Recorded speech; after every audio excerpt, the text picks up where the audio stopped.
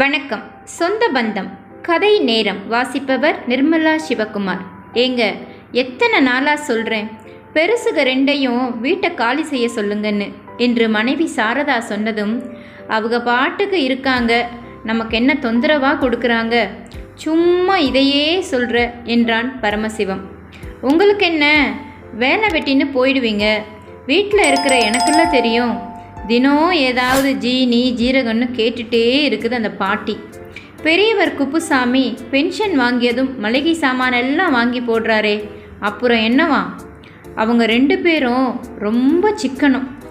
காலையில் பேப்பர் வந்ததும் ஆளாக அவர் படிச்சுட்டு அப்புறம்தான் நம்ம படிக்கணும்.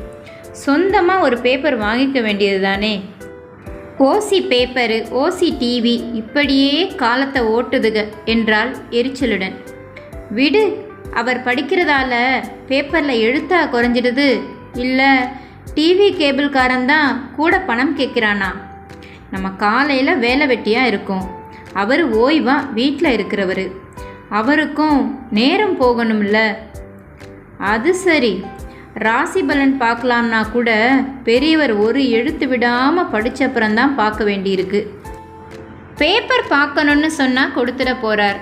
இதெல்லாம் மனசில் வச்சுக்கிட்டா பெரியவரை வீட்டை காலி செய்ய சொல்கிற? அதெல்லாம் ஒன்றுமில்லை. அவர் ராத்திரியெல்லாம் லொக்குன்னு இருமுறதுடன் கண்ட இடத்துல காரி துப்புறாரு. நம்ம வேற தாத்தான்னு அங்கே போகிறான். அவருக்கு என்ன இழவு இருமலோ, பிள்ளைக்கு ஒட்டிக்கிடுச்சுன்னா நாம் தானே அவதிப்படணும். வயசானாலே அப்படித்தான், மூட்டு வலி, இடுப்பு வலி, இருமல்னு இப்படி ஏதாவது வரத்தான் செய்யும். தாத்தா இருமினா ஓடியாதுன்னு பிள்ளைக்கிட்ட சொல்லி வை என்றான் பரமசிவம். நான் அவங்கள காலி செய்ய சொல்கிறதுக்கு வேற காரணமும் இருக்குங்க என்று பீடிகை போட்டாள் சாரதா. என்ன காரணம்? இவங்க 2 பேரும் நம்ம வீட்டுக்கு குடி வந்து 3 வருஷமாச்சு. ஊரில் மகன் குடும்பத்தோடு இருக்கான்னு சொல்கிறாங்க. ஆனால் மகன், மருமகன், பேரன், பேத்தி, சொந்த பந்தம்னு இதுவரையும் யாரும் இவங்கள வந்து பார்க்கல. ஒரு கடுதாசியோ ஃபோனோ வந்ததில்லை. ஆமாம், நீ சொல்கிறத பார்த்தா இவங்களுக்கு யாருமே இல்லாதது போல தான் தெரியுது. அதுதான் சொல்கிறேன், 2 பேரும் வயசானவங்க. திடீர்னு மண்டையை போட்டுட்டா யாருக்கு சொல்லிவிடுறது, என்ன செய்கிறதுன்னு யோசிச்சு பார்த்தீங்களா? இதெல்லாம் மனசில் வச்சு தான் அவங்கள வீட்டை காலி செய்ய சொல்லுங்கன்னு சொல்கிறேன் என்றாள். நீ இப்போ சொன்ன விஷயம் யோசிக்க வேண்டியது தான். ஒன்று செய்வோம், வீட்டை காலி செய்யுங்கன்னு சொல்கிறத விட அவங்களா காலி செய்து போகிறாப்புல வீட்டு வாடகையை உசத்தி கேட்போம். நல்ல யோசனை தான். கூடுதலாக எவ்வளவு வாடகை கேட்பீங்க? இப்போ 3000 ரூபா கொடுக்குறாங்க, கூட ஒரு 500 சேர்த்து கேட்போம். கேட்டால் கொடுத்துட்டு டேரா போடுவாங்க. 2000 அதிகமாக கேளுங்க, அப்போ தான் காலி செய்துக்கிட்டு போவாங்க என்றாள். தலையசைத்தான் பரமசிவம். மறுநாள் காலை வழக்கம் போல பத்திரிகை படிக்க வந்த குப்புசாமியிடம் பேச்சை துவங்கினான் பரமசிவம். ஐயா, உங்ககிட்ட ஒன்று சொல்லணுமுங்க. என்ன தம்பி, சொல்லுங்க. இப்போ பாருங்க, விலைவாசி எல்லாம் கூடி போச்சு. செப்டிக் டேங்க்கு சுத்தம் செய்கிறவன் கூட எவ்வளவு கேட்டான்னு அன்னைக்கு நீங்களே பார்த்தீங்களே. அதோட வீட்டு வரியையும் பஞ்சாயத்தில் எக்கச்சக்கமாக ஒசத்திட்டாங்க. வீட்டை பராமரிப்பதே பெரிய காரியமாக இருக்குது. அதனால் நீங்கள் வீட்டு வாடகையை கூடுதலாக கொடுத்தீங்கன்னா உதவியாக இருக்கும். எவ்வளவு கூடுதலாக கேட்குறீங்க?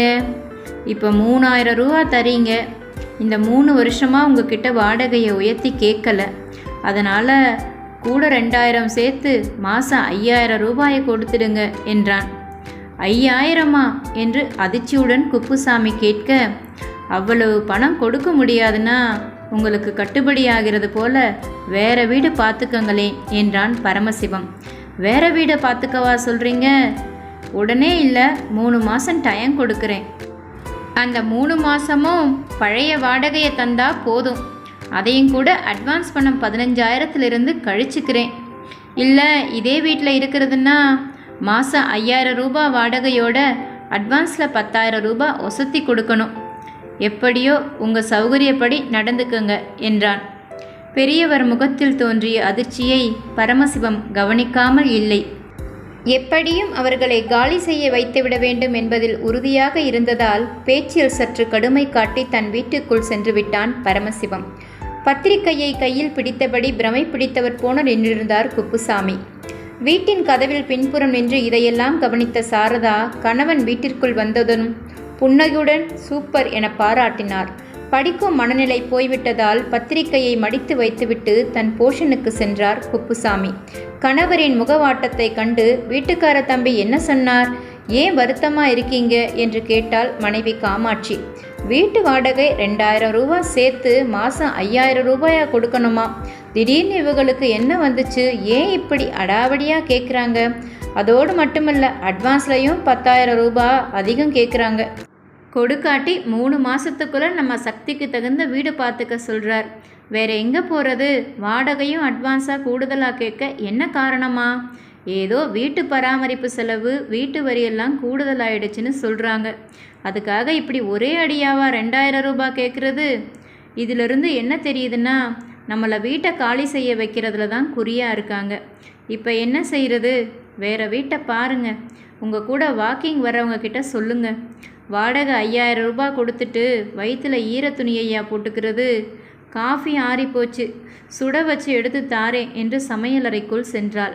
காஃபியை எடுத்து வந்தபோது கணவர் படுக்கையில் படுத்திருப்பதை பார்த்தவள், எந்திரிங்க, என்ன காலையில் படுக்க, காப்பியை குடிங்க. கட்டுனவனுக்கு ஒரு வீடு, கட்டாதவனுக்கு பல வீடும்பாங்க. பகவான் நமக்கு நல்ல வழி காட்டுவான் என்று தேறுதல் சொன்னாள் காமாட்சி. நாம் பெத்த புள்ள நம்மளை கடைசி வரை வச்சு காப்பாற்றுவான்னு நம்பி வீட்டை அவன் பேருக்கு எழுதி கொடுத்தோம். வீடு கைமாறிய கொஞ்ச நாள்லையே வீடு புழக்கத்துக்கு போதலை. நீங்கள் எங்காவது வாடகைக்கு வீடு பார்த்துக்கங்கன்னு சொல்லிட்டான். மருமக பேச்சும் சரியில்லை. அதனால் கோவிச்சிட்டு எல்லாத்தையும் போட்டுட்டு பென்ஷனை நம்பி இந்த ஊருக்கு குடி வந்தோம். பிள்ளையா அவன் கல்யாணத்துக்கு முன்னே நம்ம மேலே எப்படி பாசமாக இருந்தான், இப்படி மாறிட்டானே. இப்படி மாறுவான்னு தெரிஞ்சா அவனுக்கு கல்யாணமே செஞ்சிருக்க மாட்டேன் என்றார் குப்புசாமி. நாம் அவனுக்கு கல்யாணம் கட்டி வைக்கல, அவனை நாம் கட்டி கொடுத்துட்டோம். அவன் பேச்சு எதுக்கு இப்போ? நீ எங்கள் புள்ள இல்லை, நாங்கள் செத்தாலும் பொணத்தில் முழிக்காதேன்னு சொல்லிட்டு தானே வந்தோம் என்றாள் காமாட்சி. சரி, அவன் பேச்சை விடு. இப்போ நம்ம எங்கே குடி போகிறதுன்னு யோசி. இதில் யோசனை என்ன இருக்குது? உங்கள் வாக்கிங் நண்பர்கள்கிட்ட சொல்லி பாருங்கன்னு ஏற்கனவே சொன்னேன்ல. ஆமாம், அப்படித்தான் செய்யணும். நாட்கள் நகர்ந்தன. ஆனால் வீடுதான் அமைந்த பாடில்லை. வாக்கிங் சென்று வீடு திரும்பி வந்த குப்புசாமி சோர்வுடன் நாற்காலியில் அமர்ந்தார். என்னங்க, உங்கள் நண்பர்கள் வீடு பற்றி ஏதாவது தகவல் சொன்னாங்களா? இந்தான்னு 2 மாதமாக பார்க்குறேன்னு சொல்கிறாங்க. ஒருத்தரும் பார்த்து சொன்ன பாடில்லை. 3 மாதம் டைம் முடிய போகுதுன்னு இன்னைக்கு கெஞ்சலா கூட கேட்டுட்டேன். வாடகை 6000 ரூபாய்க்கு குறைஞ்சி வீடு இல்லையாம்.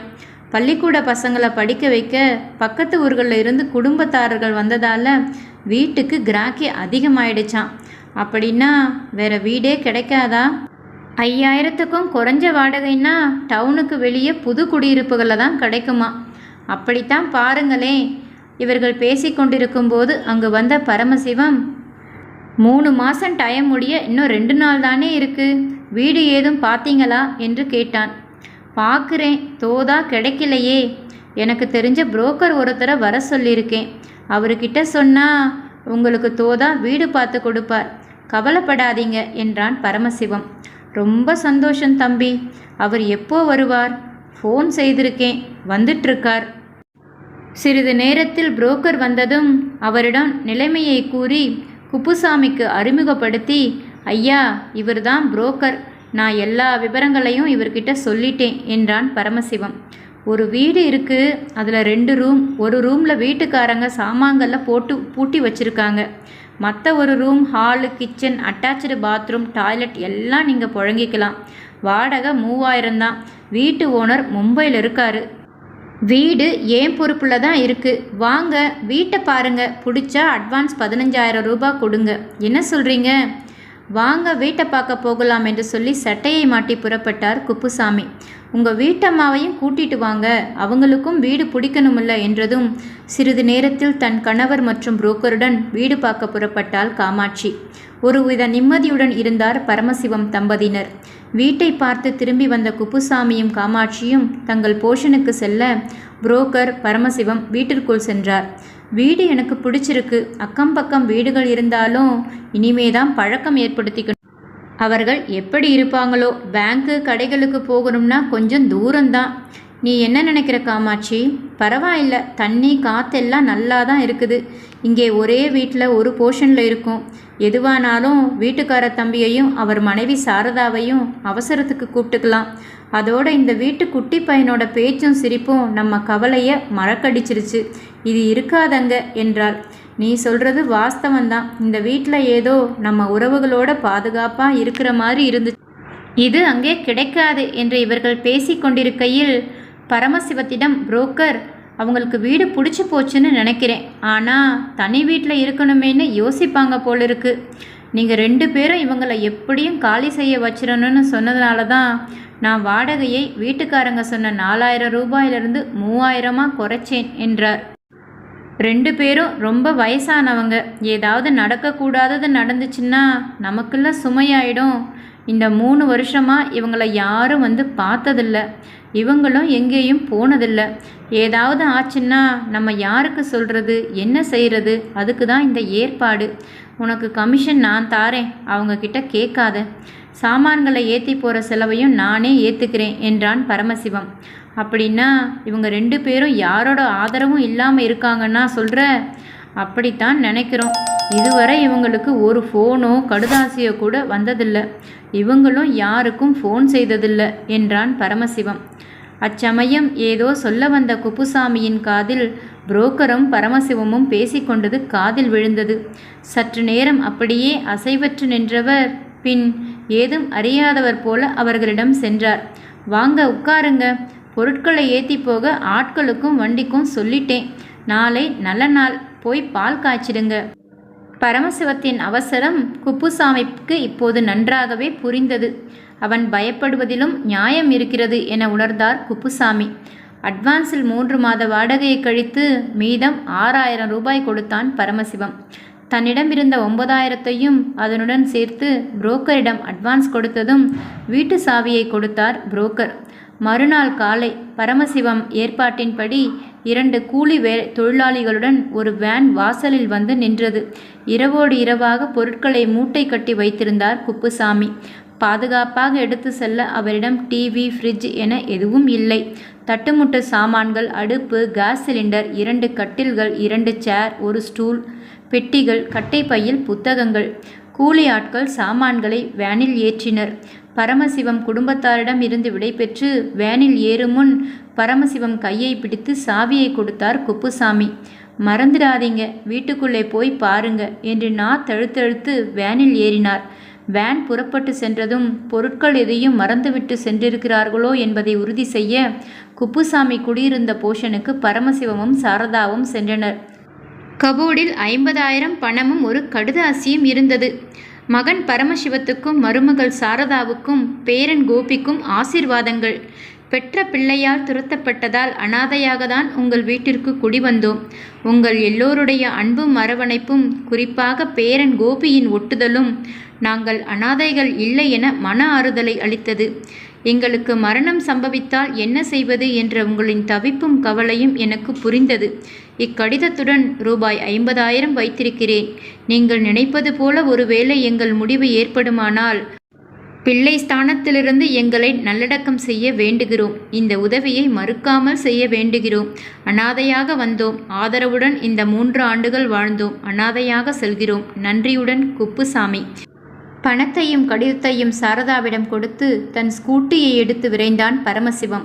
வேனில் இருந்து பொருட்களை இறக்கிய குப்புசாமி தம்பதி வீட்டை திறக்கவும் பரமசிவம் ஸ்கூட்டியில் அங்கு வருவதற்கும் சரியாக இருந்தது. பரமசிவத்தை கண்ட குப்புசாமியும் காமாட்சியும் முகமலர்ந்து வாங்க வாங்க என்று வரவேற்க அவனோ திறந்த வீட்டை பூட்டி சாவியை எடுத்து 2 பேரும் வேனில் ஏறுங்க என்றான்.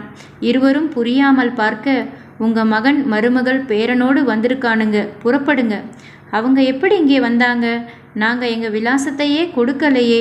எப்படியோ விசாரிச்சுட்டு வந்திருக்காங்க. குப்புசாமி தம்பதியுடன் திரும்பியது வேன். வேகமாக வீட்டிற்குள் நுழைந்து தங்கள் மகன் மருமகளை தேடினார் குப்புசாமி தம்பதி. என் மகன் குடும்பத்துடன் வந்திருப்பதாக சொன்னீங்களே, யாரையும் காணோமே என்றார் குப்புசாமி. இதோ உங்க முன் நிற்கிறது யாரு? உங்க மகன் நான், மருமகள் சாரதா, பேரன் கோபி. ஒன்றும் புரியாமல் வியப்புடன் நின்றனர். குப்புசாமியும் காமாட்சியும். அப்பா, நீங்கள் 2 பேரும் உங்கள் ஆயுள் முழுவதும் இங்கேயே இருங்க.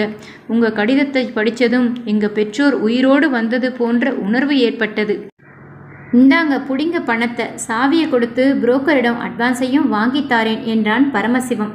அப்படின்னா வாடகை பாக்கி 9,000 நான் தரணும் இல்லையா? அதையும் அட்வான்ஸையும் வாங்கிக்கிடுங்க. அப்பா கிட்ட மகன் யாராவது வாடகை வாங்குவானா? குப்புசாமி காமாட்சி கால்களில் விழுந்து ஆசீர்வாதம் வேண்டினர் பரமசிவம் தம்பதி. ஹை, தாத்தா பாட்டி வந்துட்டாங்க என்று அவர்களை கட்டிக்கொண்டான் பேரன் கோபி.